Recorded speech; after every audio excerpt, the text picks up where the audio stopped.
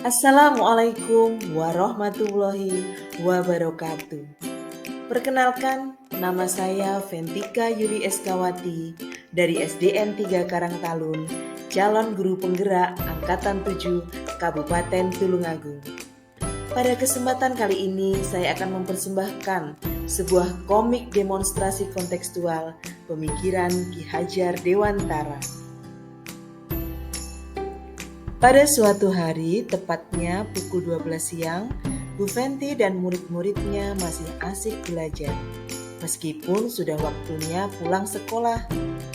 Tiba-tiba, Bu Tika masuk ke ruangan Bu Fenty.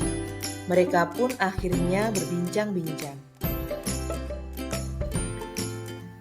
Anak-anak, setelah kalian mengerjakan soal ini dan sudah dinilai Bu Fenty, kalian bisa berkemas-kemas ya.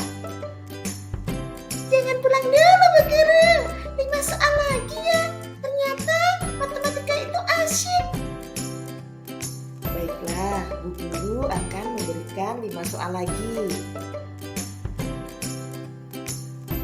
Assalamualaikum. Loh, Bu Fenty, sudah jam segini anak-anak kok belum pulang? Dan sepertinya anak-anak semangat sekali belajar hari ini. Sangat berbeda dengan kelas saya, Bu. Waalaikumsalam, Bu Tika. Alhamdulillah, Bu. Anak-anak semangat belajarnya. Loh, memang kelasnya Bu Tika seperti apa? Begini, Bu Fenty. Anak-anak di kelas saya itu cenderung pasif. Mereka hanya duduk diam mendengarkan. Apakah Bu Fenty mempunyai solusi untuk masalah saya? Selama ini saya meneladani pemikiran Ki Hajar Dewantara dalam menuntun anak didik. Salah satu pemikirannya adalah pembelajaran berpusat pada anak. Pembelajaran yang berpusat pada anak? Yang seperti apa, Bu? Bisakah Ibu jelaskan?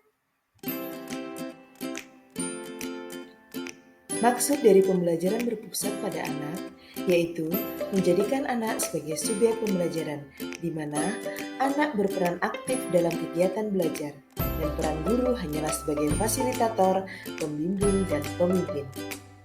Sebagai pusat pembelajaran, anak seharusnya bisa dengan mudah memenuhi kebutuhan dalam mengenyam pendidikan. Dalam proses pembelajarannya, mereka juga berhak mendapatkan suasana belajar yang menyenangkan, aman, merasa dicintai, dihargai, dan juga bebas untuk mengembangkan diri dengan cara yang mereka sukai. Oh, jadi seperti itu ya, Bu. Tapi di kelas saya setiap anak kan memiliki kemampuan yang berbeda. Apakah itu nanti tidak sulit?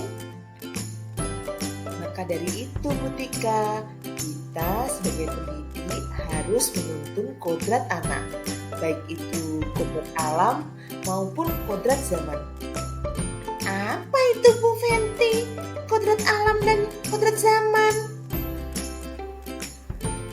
Ki Hajar Dewantara menegaskan bahwa pendidik merupakan seorang penuntun, di mana mereka bertujuan menuntun anak menjemput kodrat alam dan kodrat zaman. Kodrat alam merupakan lingkungan anak itu berasal, yaitu karakter dan sifat dasar yang dimiliki anak. Yang perlu kita ingat sebagai seorang pendidik adalah beda anak, beda pula cara merawat dan memperlakukannya. Jika diibaratkan pendidik adalah petani, maka benih-benih tanaman adalah anak didik, di mana setiap tanaman memiliki karakter masing-masing dan membutuhkan waktu tumbuh yang berbeda. Sebagai petani, kita harus merawat dengan porsi yang tepat agar mereka tumbuh secara maksimal.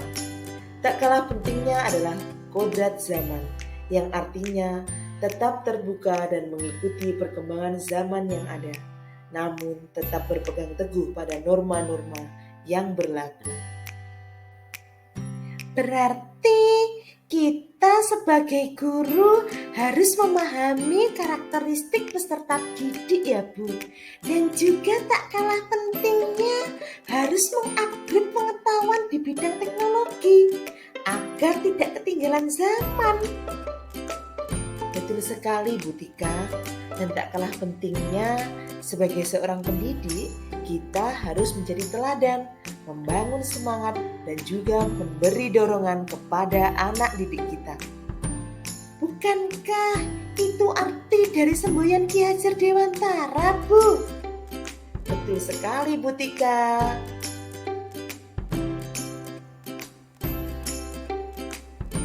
Trilogi pendidikan atau yang biasa kita sebut sebagai semboyan dari Ki Hajar Dewantara, yaitu Ing Ngarsa Suntulodo, Ing Madya Mangunkarso, Tut Budi Handayani, yang artinya di depan menjadi teladan, di tengah membangun semangat, di belakang memberi dorongan.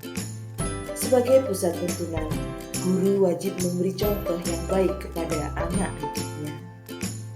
Membangun semangat anak didik agar tetap mencintai belajar dan prosesnya, serta mendorong kepercayaan diri mereka merupakan salah satu modal awal menciptakan trilogi pendidikan. Ada istilah guru itu digugu dan ditiru itu ada benarnya ya Bu? Iya Bu, guru adalah panutan bagi anak didiknya. Tindak tanduk guru itu pasti diperhatikan. Maka dari itu, kita harus memberi contoh perilaku yang baik. Oh iya Bu Tika, bolehkah saya memberikan contoh implementasi pemikiran Ki Hajar Dewantara? Ya tentu saja boleh. Saya kan juga pengen seperti Bu Fenty menerapkan pemikiran Ki Hajar Dewantara pada pembelajaran saya.